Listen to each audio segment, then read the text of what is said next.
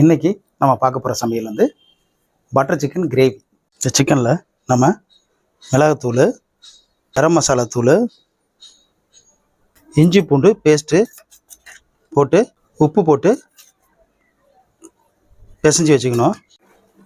சட்டி சூடாகிட்டு இப்போ இதில் கொஞ்சம் பட்டர் போட்டுக்கலாம், பூண்டை சேர்த்துக்கலாம், இஞ்சியையும் அது கூட சேர்த்துக்கலாம், வெங்காயத்தையும் சேர்த்துக்கலாம், நம்ம தக்காளியும் சேர்த்துக்கலாம், ஒரு ஸ்பூனு கரம் மசாலா.